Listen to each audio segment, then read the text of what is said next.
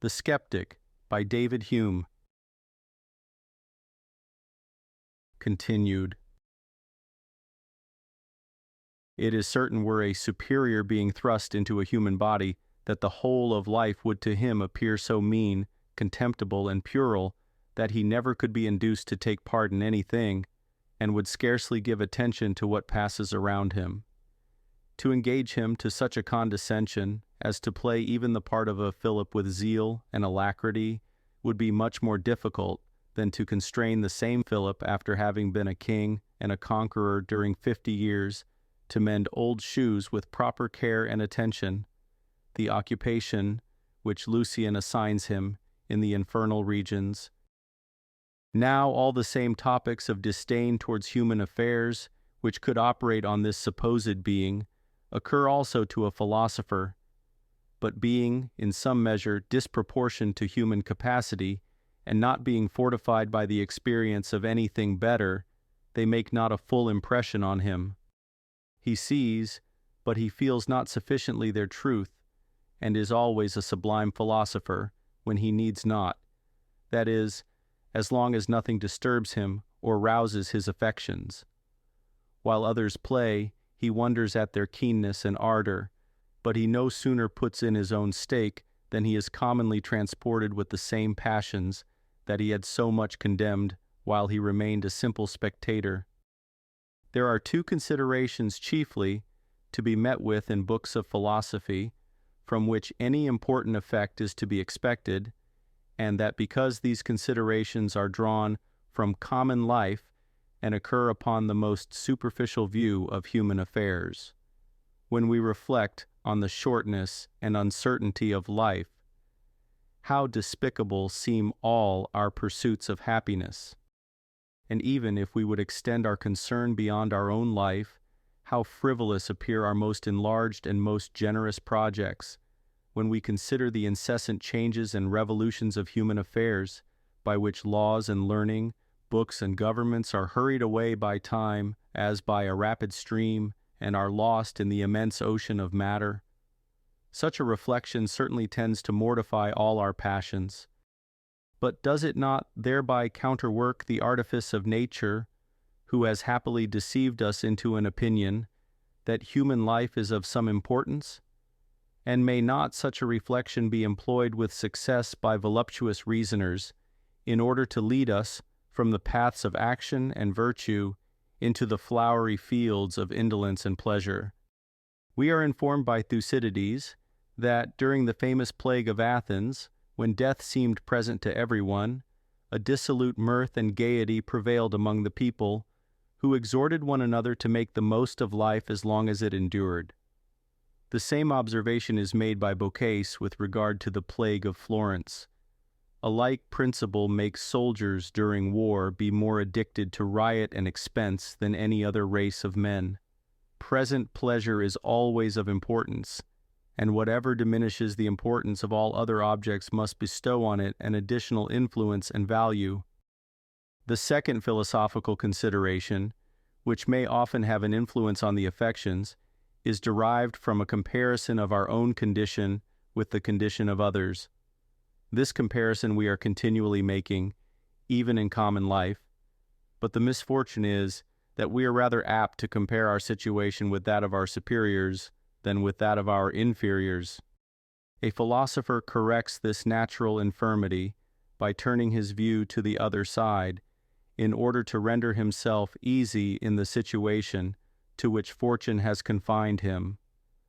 There are few people who are not susceptible of some consolation from this reflection, though, to a very good-natured man, the view of human miseries should rather produce sorrow than comfort, and add, to his lamentations for his own misfortunes, a deep compassion for those of others. Such is the imperfection, even of the best of these philosophical topics of consolation. I shall conclude this subject with observing that, though virtue be undoubtedly the best choice, when it is attainable, yet such is the disorder and confusion of human affairs, that no perfect or regular distribution of happiness and misery is ever in this life to be expected. not only the goods of fortune and the endowments of the body, both of which are important, not only these advantages, I say, are unequally divided between the virtuous and vicious, but even the mind itself partakes, in some degree, of this disorder, and the most worthy character, by the very constitution of the passions, enjoys not always the highest felicity. It is observable that, though every bodily pain proceeds from some disorder in the part or organ, yet the pain is not always proportioned to the disorder, but is greater or less, according to the greater or less sensibility of the part, upon which the noxious humors exert their influence. A toothache produces more violent convulsions of pain than a phthisis or a dropsy. In like manner, with regard to the economy of the mind, we may observe that all vice is indeed pernicious, yet the disturbance or pain is not measured out by nature with exact proportion to the degree of vice, nor is the man of highest virtue, even abstracting from external accidents, always the most happy. A gloomy and melancholy disposition is certainly, to our sentiments, a vice or imperfection, but as it may be accompanied with great sense of honor and great integrity, it may be found in very worthy characters, though it is sufficient alone to embitter life and render the person affected with it completely miserable. On the other hand, a selfish villain may possess a spring and alacrity of temper, a certain gaiety of heart, which is indeed a good quality, but which is rewarded much beyond its merit, and when attended with good fortune, will compensate for the uneasiness and remorse arising from all the other vices. I shall add, as an observation to the same purpose, that, if a man be liable to a vice or imperfection, it may often happen that a good quality, which he possesses along with it, will render him more miserable than if he were completely vicious. A person of such imbecility of temper as to be easily broken by affliction is more unhappy for being endowed with a generous and friendly disposition, which gives him a lively concern for others, and exposes him the more to fortune and accidents. A sense of shame in an imperfect character is certainly a virtue, but produces great uneasiness and remorse, from which the abandoned villain is entirely free. A very amorous complexion, with a heart incapable of friendship, is happier than the same excess in love. With a generosity of temper which transports a man beyond himself and renders him a total slave to the object of his passion. In a word, human life is more governed by fortune than by reason, is to be regarded more as a dull pastime than as a serious occupation, and is more influenced by particular humor than by general principles. Shall we engage ourselves in it with passion and anxiety? It is not worthy of so much concern.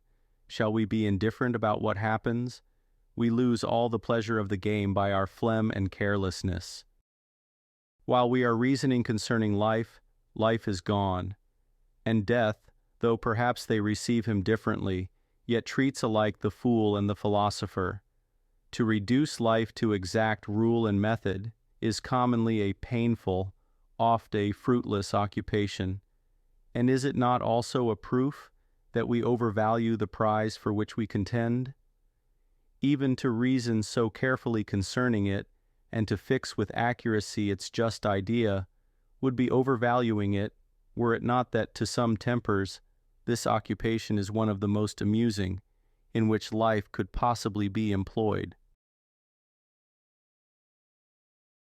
Thank you for listening.